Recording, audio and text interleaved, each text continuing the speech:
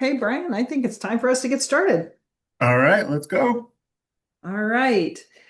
So, with me today, I will introduce Brian here in just a second, but I have with me today Brian Parks, and this webinar came about as a conversation we had. This is two individuals talking through our client bases that overlap. And so started talking about the kinds of questions that our clients are asking us about what should they be doing.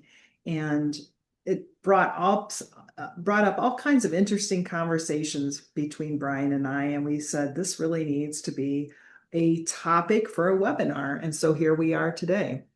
So this is meant to be an interactive session. We want people to ask questions. We will be monitoring along the way as we go through this. But this is a guide for landlords and owners of commercial real estate and some things that may be best practices that you're not currently following, but maybe should. All right.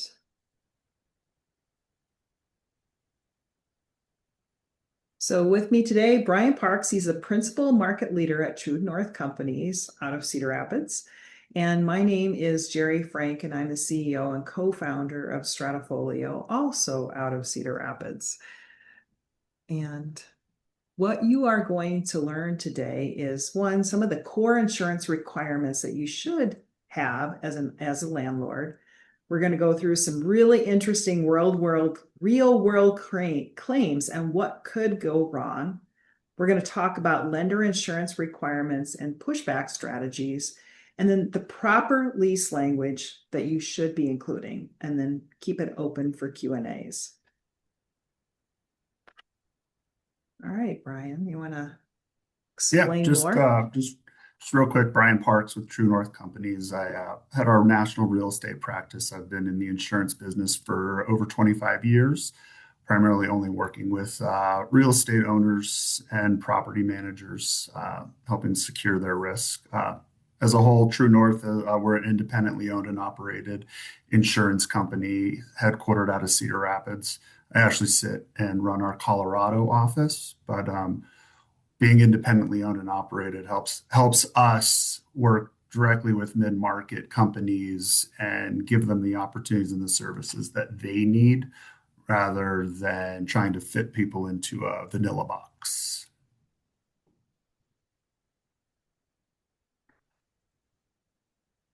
Even though that side I pretty much just went through everything that we're doing. I mean, our business is primarily working with real estate groups, companies, developers from the time in which they buy a piece of land through the construction process. And then as their portfolio builds or just assets build, coming together with kind of a strategic view on how you can work through the insurance market rather than the insurance market work through you.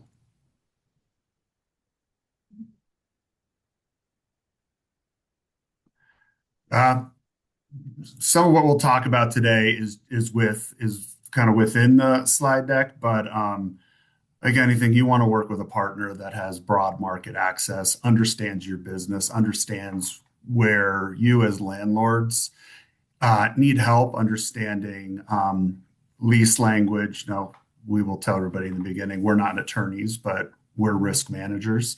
And so we can tell you how to transfer risk, how to work through language to make sure you as owners, property managers are well protected in the space.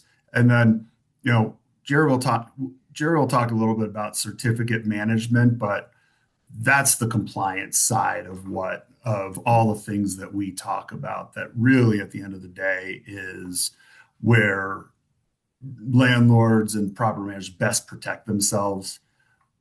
We'll talk about obviously a two claims examples where what you should do was not done and it went bad. And then our what we always do as a business at TrueNorth is if we can protect you today, you can maximize your business tomorrow. All right. And it's always unfortunate when those events happen that are tragic, but we can all learn from them so we don't redo them ourselves. Yes. So core insurance requirements for landlords. So within your lease contract, and some of this might be radial, some of this might be, oh, I didn't know. When you're putting a presentation together, you've got to encompass everything. But when you think about a piece of property, you are the owner. You are allowing tenants to come in and rent your space. You can't control what they do, so you need to be protected from them. It's the same thing in the apartment world where you let somebody rent your space. So as an owner, you always want to ensure that you are listed as an additional insured on their insurance policy. Therefore, if in fact something happens within their space, you get sued by the individual that caused the claim, you're going to be able to put it back on the tenant because you had no control over it, was within the space. And so we're always looking at the contract language, the lease language, to make sure that that is enforceable. When it comes to your tenants and the insurance that they should be having, um, you know, if you built out the space and you spent TI dollars, you want to ensure that if those become their responsibility in the lease language, that they are also, the tenant is also including that in their tenant improvements. So if they burn their space down, that you're not stuck building it back for them, that their insurance will cover that along the same lines as business income insurance. What you really want to make sure is while that business is down, they can still pay their bills. I.e., one important bill to you as a landlord is that they can continue paying their rent. And so business income is very important, especially if they're down and the space is unusable for an extended period of time. You can't rent, you can't release it. So you need to ensure that they can continue paying their rent. And I'm curious, Brian, the business income coverage, has that been a fairly recent addition to the insurance repertoire that you suggest for your clients? No. Funny enough, no. For our clients who are the landlords, they all have business income coverage for their asset. And Mhm. so if in fact a tenant, something happens and they can't pay their bills, Mhm. they end up having to utilize that coverage. Mhm. Unfortunately, when it comes to tenants, they're going to utilize, depending upon who they are, they're going to utilize probably a smaller agent that doesn't know a lot. They're looking at price, not necessarily coverage. And this may be a coverage that gets overlooked when they're putting their own insurance programs together. Okay.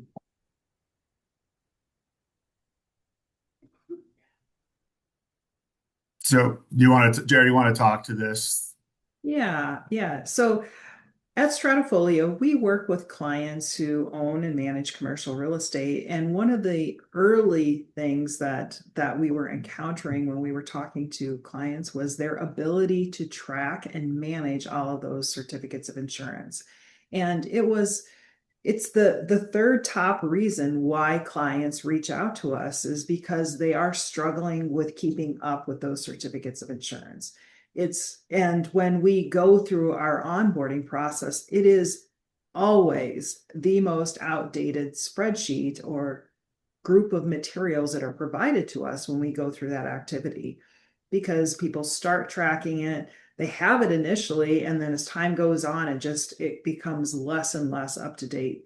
And so at Stratafolio, as we are onboarding clients, we're onboarding those certificates of insurance, and our clients can be notified when those certificates are expiring from their tenants. And those tenants themselves can also be alerted around insurance that it's expiring. So they can simply upload the most current certificate of insurance, and everybody then has the most current insurance on their property. And if for some reason what the tenant uploaded was not in accordance what was in the lease, then we will also flag that for the owner so that they can go back to that tenant and say, oh, it looks like you're $1 million under on your general liability coverage. So Stratafolio is built to track these for our clients. Perfect. All right, real world So claims. This one's the yeah, interesting so one. yeah, so real world claims that we've had, and let me stress this: 25 years of experience working through this, and it really comes down to language in the lease, tracking your tenant's insurance, because if those aren't done together, unfortunately, the landlord has the most insurance. And I've never met anybody that just is really excited about buying insurance, talking about insurance. But unfortunately, you only need insurance when you need it. And so you want to make sure it's utilized correctly. So, kind of the first case study that we have is we had a apartment building um, locally in Colorado where it was a mixed use, so they had a restaurant on the first floor. The restaurant wasn't doing very well. The lease had been written 20 years ago, and so they didn't have insurance. And a fire caught in the kitchen. It did about $30,000 worth of damage. The restaurant threw their hands up in the air and was like, well, we're done. We were already not doing well. So they bankrupted the business and walked away. Well, our landlord that has this space, they have to get it fixed. They're losing income. And in order to do it all, they have to get back in place. So we had to file a claim on our landlord's insurance policy in order for all of this work to be done. The insurance company paid for it. But now that we have this type of claim, there's a risk management piece that the underwriters want to know at all times now. Are you collecting certificates of insurance? And this just now isn't for any of their commercial tenants. It's now for all of their rental tenants. Let me see your contracts. Let me see your leases. How are you transferring risk? Because our client was negligent in doing it. Now, in order for any underwriters to stay on the account, or if we do have to move it, there's a lot of proactive risk management that has to happen before anybody will now take a look at them. Um, our second one is a little bit of the same story, but the tenant itself is not going out of business. We technically can't put a true cause on the loss, but we know it came from some sort of activity within the shopping center where it was a restaurant, again, another restaurant tenant, where they left the night and a fire started in their unit. It then went across the entire air filtration system in the entire building. So when the fire department got there and the risk mitigation crew got there, um, the unit within was the most damaged. But what we learned was we had to fix this unit, which they didn't have insurance. So okay. But also all of the other tenants, we had to move them out for a period of time while we cleaned the air filtration system. Now, these tenants did have insurance. Um, they were very hesitant to file a claim on their little business insurance policy because they're not paying much premium, and they probably would have been canceled. So, in essence, our landlord ended up having to take the full brunt of the claim um, because one, the insurance wasn't written correct. There was no insurance on the restaurant site, and his lease did not specifically state anything around risk transfer and contract language of if there's any damage in your unit that you are responsible for. There were a lot of other things wrong. Again, it's important to really think about your leases and really update them every kind of couple, 3 to 5 years to make sure you're tracking with the any changes in the market. Um, our team looks at a lot of leases and they are all different. Lawyers are really good at putting leases together. Unfortunately, they're not really good at insurance language. Uh, they use outdated terminology. They copied it from another lease. And the way in which insurance companies first look at a claim is show us the lease, show us the contract. And that is where we are going to decide how claims are paid. So there's a couple takeaways already from this is first to bring in your partner that is your insurance agent to look at the leases to see if there is something that is amiss. Is that one of the big takeaways? Yes. And the second one is double check anything that has to do with restaurants. Yeah. Restaurants tend to be our biggest loss leader as tenants.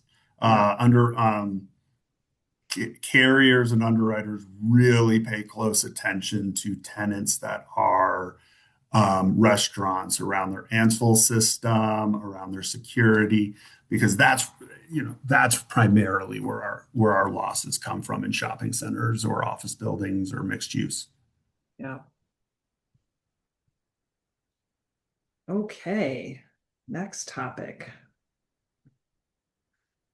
Just Lender at a high insurance. level, when you're buying a property, there's a lot of language within a purchase sale agreement that talks through insurance. And so as a landlord, um, when you're buying usually using a single purpose entity, and that single purpose entity primarily usually has no employees attached to it.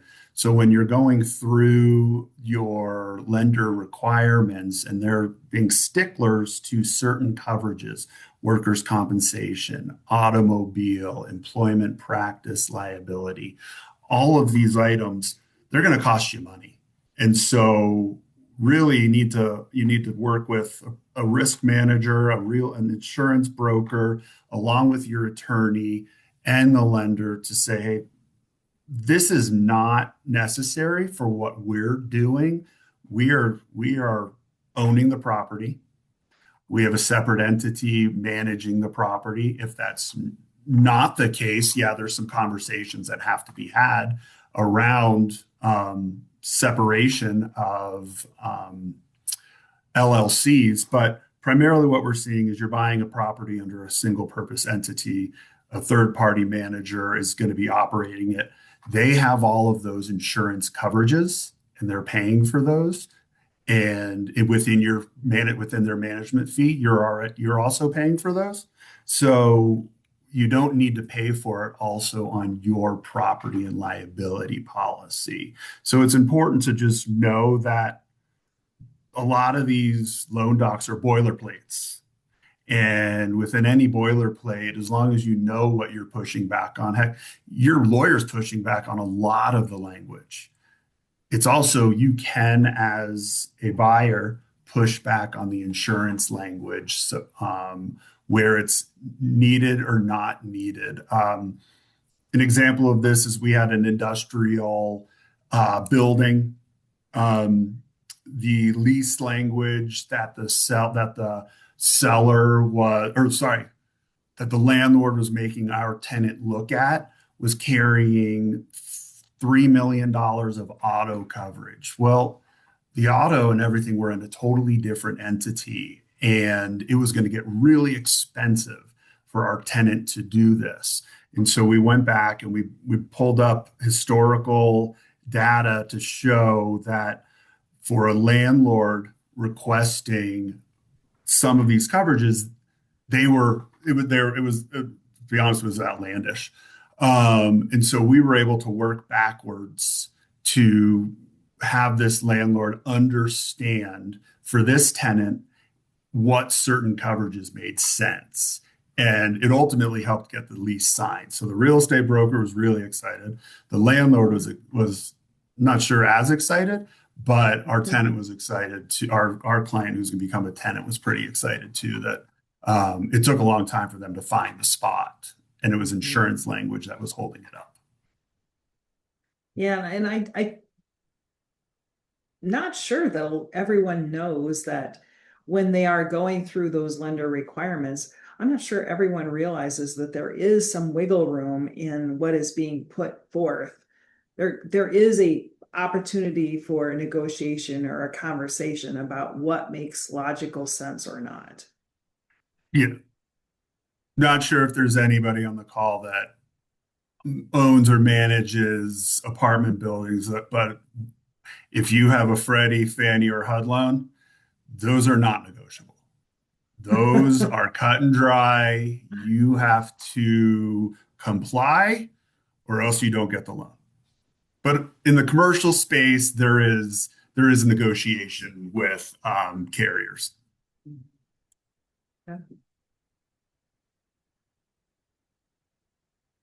Um, just and this kind of goes back to you know I'm not very good at slide decks because I just kind of free flow talk, but some of these are the coverages that I was speaking about, you know, umbrella limits that the lender says you need 5 million and realistically you carry 1 or 2 million. You can show data of why you carry what you carry, and so you can push back. Again, if you don't have any employees, it's not statutory law that you have workers' compensation. Um, Depending on the market that you're in, working with a lender on an insurance company on your wind hail deductible, just around, hey, really explaining the roof when it was worked on, what the layers are to really get people to understand how you take care of the building. Insurance companies want to protect the roofs, they don't have to pay. And lenders want to make sure you have enough capital that if you had a major roof claim that it's paid for. And so you have to figure out a way in which to pull the two together. One, to make it financially benefit for you, and also making sure that the insurance company will still write your property. If you're in a flood zone or you're on the coasts, really understanding what the deductibles mean for named storm or flood, how much are you buying, what is actually the definition. A lot of people just say, hey, here you go, there's the coverage, and then you have a storm, and unfortunately, it's not covered. So while this is not necessarily a pushback, this is understanding what the coverage is. Um, and then just going back to understanding, there's a lot of brokers out there. There's actually 35,000 brokers in the US, and majority of them are generalists. And so today they're working on a piece of real estate, tomorrow a contractor, a manufacturer, you name it. So you really want to work with somebody who actually understands what your business is, real estate, so that they can help you speed up the process and not hold up a loan or a claim that could be taking longer than normal. So you're running out of insurance money. That's primarily what is important to property managers, developers, and real estate owners. And I think that, the other thing as you and I had talked about this earlier, it's also making sure that you're getting the right coverage and not over coverage, Yes. because sometimes that happens as well. Um, and maybe you could speak a little bit more to the umbrella limits and that disproportionate size according to, the size of the property. Do you have a rule of thumb for umbrella limits? There's not necessarily a rule of thumb. You got to look at the jurisdiction that you're in, that you're buying an asset Mhm. in. understanding past claims adjustments on the general liability space. If you have a single asset, okay, it's, you know, we can decide and help you decide what the right limit is. If you have a portfolio, it's really how is your portfolio insurance constructed? Is your general limit, is your general liability a blanket limit so that if you have 10 properties, they're all sharing $10 million, and then your umbrella, you in that scenario, you're going to need a larger umbrella to cover because you don't have the typical 1 million per occurrence, 2 million aggregate. So Mhm. on larger portfolios, it's really the dynamic of how the program is structured to really understand the limit of insurance for an umbrella that you should purchase. Mhm. I mean, you there's never a solid this is the number, Yeah. but there's ways in which to kind of give you a good idea of why you need to buy this limit. I guess that also speaks to the value in working with a single firm or a single broker to insure the entire portfolio, because then you understand the full breadth and width of what is out there under that big portfolio umbrella. Yep. Yeah. Um, I mean, at the end of the day, it's important to pick somebody that you trust. mhm. Um, our advice is don't have brokers bid on your insurance. Interview brokers, pick the one you trust, let them go into the market on your behalf and let the insurance markets compete to write your business. Mhm. So that, I mean, that's the most important thing. And I think that's what a lot of people don't understand. There's an old school way of thinking of, oh, well, if I have different brokers compete against each other, I'll get the best terms. But no, there's a new age, and it's really picking the person you trust to be your advocate in the marketplace. Yeah. All right. Anyway, we pass through this. All right. But they'll have it for slides, so that'll be Yeah, they'll helpful. have it for slides. Absolutely. So, hey, a lot of this has been doom and gloom. Worst case scenarios, claims, what here's the positive side of just the slides. We're in a very interesting insurance market. The property premiums are dropping more than they have dropped in the last 7 years. Reason being is that insurance companies are making money, and so primary insurance are making money, and reinsurance companies are making money, and so therefore they're passing on the rate savings to their clients because they want to capture more market space. There's a whole host of different reasons why, but primarily it's a great time if you have not looked at your insurance for a few years, if you're just kind of on an auto renewal type mentality, it's a great time to understand where you currently fit in the current landscape so that you can make sure that you are still competitively priced. I mean, insurance is probably the second largest line item outside Mhm. of taxes, property Yeah. taxes. And so, yeah, and those aren't going down. So if we could find a way in which that your insurance costs are going to come down to kind of help your bottom line, um, that's exciting. That's for the first time in almost 6 years. Those are the types of conversations that we're having. I do remind every client or enjoy it today. Mhm. There will be a cycle where we go back, but if we can take advantage of it today, let's take Mhm. advantage of it. The other thing on that note is having that regular review, because we do see what people are requiring of their tenants. We see a number of line items that show up on those COIs that is probably not best practice any longer. So plate glass insurance, for instance, we see that pretty frequently. And Brian, when's the last time that you actually included plate glass insurance Oh, on a policy? It's funny. So we won't have to go to those slides, specifically put that in this because plate glass is so interesting.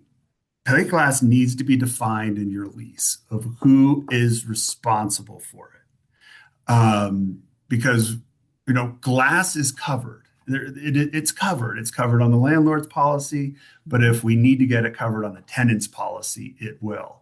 If it's not covered on the tenant's policy, well, guess whose policy is it? It's covered on no matter what, who broke it. Mhm. It's covered.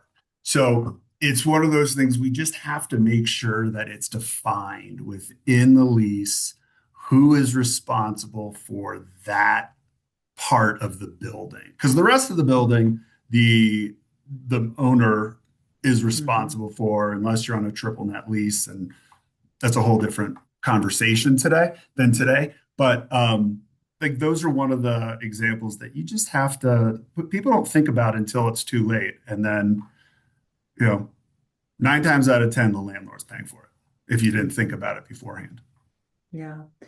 Are there other outdated policies that you see when you're starting to review things and they may have been valid, 10 years ago or 15 years ago, but because people will take leases that have been developed some time ago and they just update it for that next tenant that they're putting in space, they don't always go back and reassess, is this appropriate now for what we're requiring of insurance?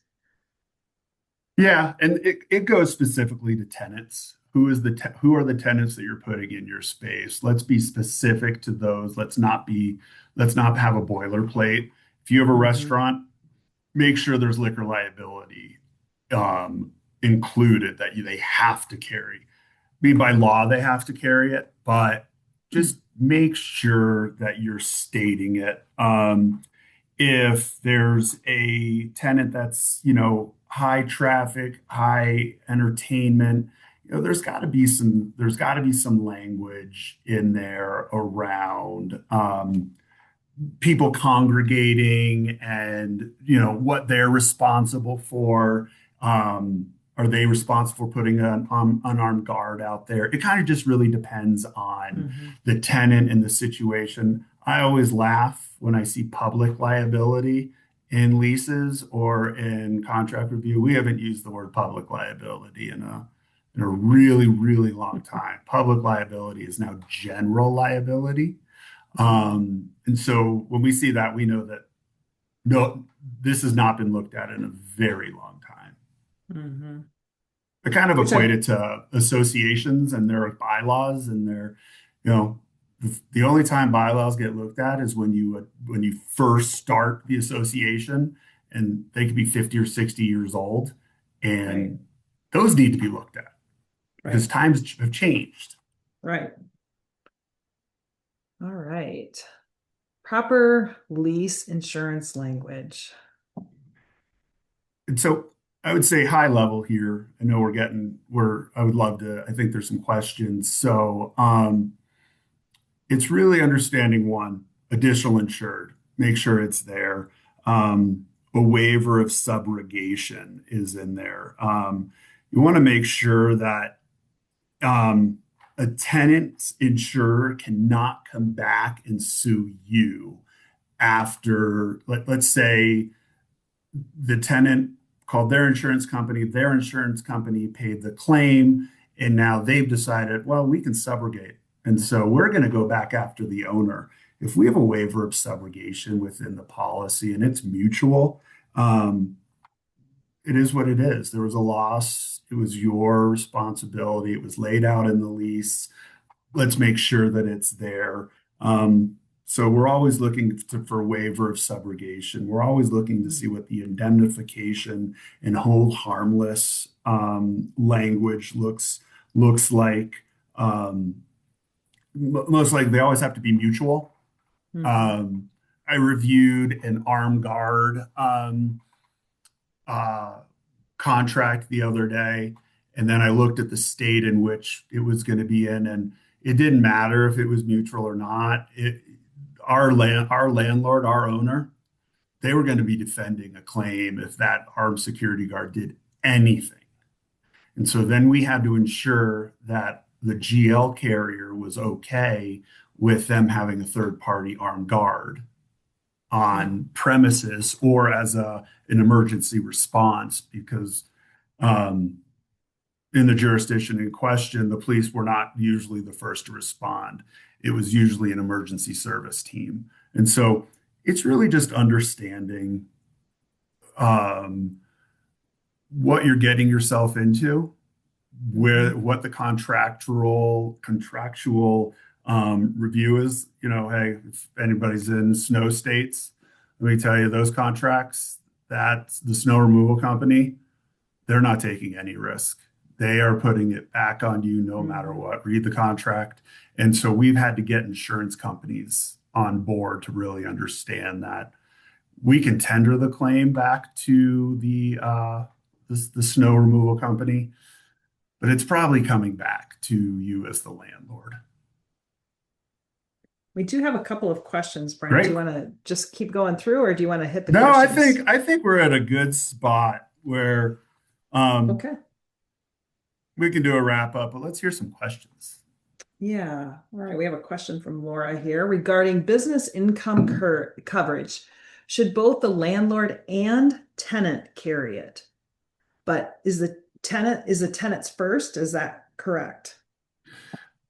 It I sound like an attorney sometimes. It depends.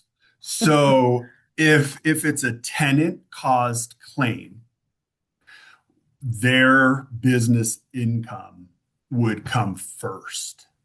So we'd want to you'd want to make sure that they had it. A lot of the times it's going to be called actual loss sustained. They're not going to have a specific limit in it. It's Mhm. probably going to be a 12-month limit. And so you just want to make sure that they have it. If it's a landlord, if it's a building cost claim and it affects the tenant, then the landlord's business income is going to act first. So the answer, Mhm. Laura, is yes. Both want it because depending on how or what the claim is, that's how we're gonna figure out who's gonna respond. Okay. And then we have another question from Ted. They have a single tenant net lease properties in California with restaurant tenants. Our insurance premiums have increased substantially. This last year, we had difficulty finding carriers who are willing to insure structures which are more than 30 years old. Comments? California, not an easy state to insure anything. Um, Tenant or it kind of depends. Is it a restaurant? Is it a bar? How late is it open? There are definitely markets out there, absolutely 100% that insure buildings older than 30 years old with tenants. We have a restaurant group in Colorado that they're primarily in buildings that are built in the 1940s and 1930s. Well, the buildings are insured. Obviously, the restaurant insures themselves, but we've been able to get the buildings insured for those landlords that have it. And so, we're just insurance companies want to understand fire, life safety, checks and balances in the building. What is the tenant doing? Because a lot of times the tenant's responsible for the space and how, Mhm. but the underwriters really want to know what is the tenant doing to protect the space and to protect the building. But no, Ted, there's insurance companies out there that will write this, even though it's California. Mhm. Right. Well, we're kind of getting to wrap up stage. I'll wait for a few more questions, but we can quick go through the rest of this. Um, just on a high level, we've talked about most all of this. Ensuring that the general liability for your tenant is a 1 million per occurrence and a 2 million aggregate. For those that don't know, 2 million aggregate means you could have up to two $1 million claims in a policy period. And so but not more than 1 million per occurrence. So it's just those that's standard language in a Mhm. policy in a insurance policy. Some tenants say they can't get it. Unfortunately, they're not telling you the truth. There are so many direct carriers that will give it. Again, um, this is something that is a should. It's not a have to, but it's in the best interest of the tenant to have business personal property. Um, Anything that is attached to the floor becomes part of the building, but anything that if you turn the building upside down and everything falls out, that's business personal property of the tenants.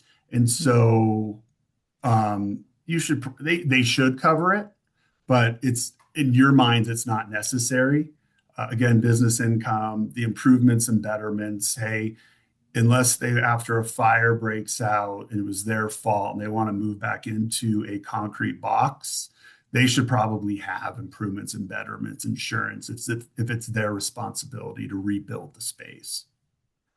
And then again, workers' compensation, not all the time necessary for a landlord or an owner, definitely necessary for a tenant and those that are operating the building if they have employees. It's a state statute. Okay. Talked about it, just understanding high volume retail. That's probably the most important. Movie theaters, any sort of the new uh, activity entertainment centers that are popping up. It's got some Mhm. music, it has bowling, it has ping pong, you name it, draws big crowds. Really figuring out that they probably need more than the baseline of insurance, the 1 million per occurrence, the 2 million aggregate, and then also really understanding what their security looks like uh, as a tenant to make sure that if in fact they decided as themselves to hire an armed security guard, that you're well aware of that as the owner of the asset, the shopping center, the industrial, so that you can ensure that your insurance company knows. Even though you are not the name on the contract, you're probably going to want to, if you're going to want to try to be an additional insured on that contract. All right, which takes us right over to here. Additional insured. Again, we are not attorneys. Um, we we see so many different there's like 12 different language types for additional insureds and they all mean something a little bit different. That's the fun part about insurance is that 12 different things say the same thing but they all say something different. um and so it's just understanding and making sure that your agent or broker understands your risk and what we're trying to cover. You as a Mhm. landlord don't need to know this. This is not your responsibility. What you need to know is that you have a trusted source that understands the type of language that needs to be on your insurance policy. Mhm. Um, if I was an owner and I would this would look like gibberish to me.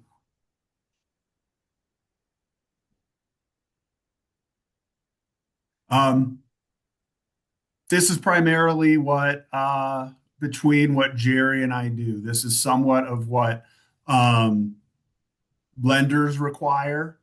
This is something that insurance companies require, and as landlords, making Mhm. sure that insurance companies are great at showing you a certificate to move into their space. They're Mhm. also incredible at canceling that insurance the second that they show you that certificate. And so there's Mhm. there's there's risk management practice in places that show that can over time make sure that they're keeping it in place for the extended period. We have some clients that we do spot checks at like 3 months Mhm.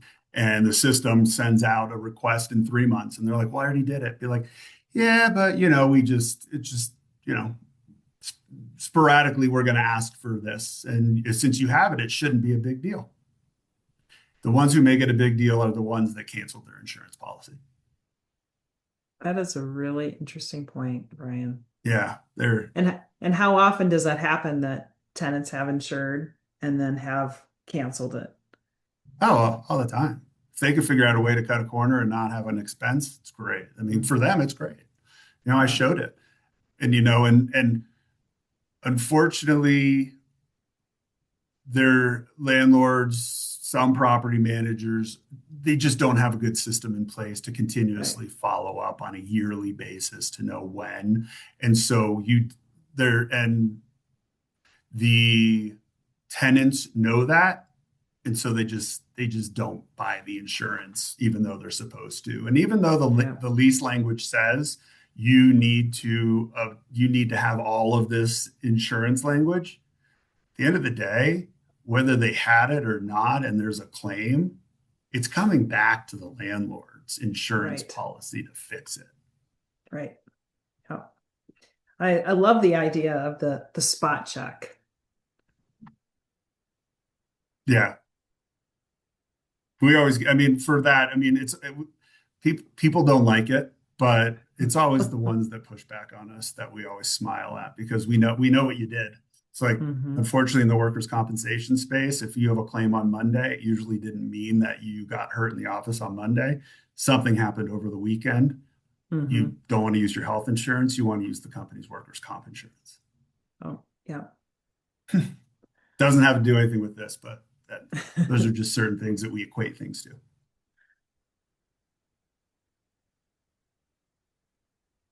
All right. Um, Waiver of subrogation. Yeah, we talked about it. This is just, you want a mutual waiver of subrogation that says that you can't sue them and they can't sue you for recovery, depending upon how the claim was paid. Because the last thing you want to do is get sued because after the fact of a claim, it's resolved, it's recovered, and all of a sudden you get a lawsuit. So Hmm. it's usually should be standard language in a contract, just making sure it's there. Yeah. All right. And we will get this recording and all of Yeah. these slides out to everyone afterwards. And Um, we do yeah, have and a we've couple. talked about it, just indemnifying, holding people harmless for claims arising out of tenants.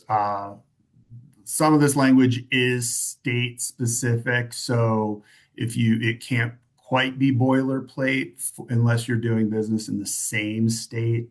Um, and so just understanding that proper insurance limits are in place and you're following the local laws. All right. Let me take on to the next page here. Oh, We glass talked about it. We coverage. we jumped Yeah. it. We jumped it. So we're great. We've talked about glass. If you ever have a question about glass, let me know. We've had some fun ones in some commercial condo buildings. All right. Speeding through here to the end for any last questions. Want to hit this one? Yeah, I mean, at the end of the day, it goes, hey, as a good sum up, is you own an asset that is important to you. It's probably part of your income. You manage properties that are part of your income. Protect it. At the end of the day, make sure that you are protected Hmm. from negligence of your tenants. Do it in lease language and in insurance. That's the end all be all if you had to sum up everything into one slide. Um, and it's not just a one-time thing, Hmm. especially on the insurance, on the certificate tracking. It's not just a one-time thing.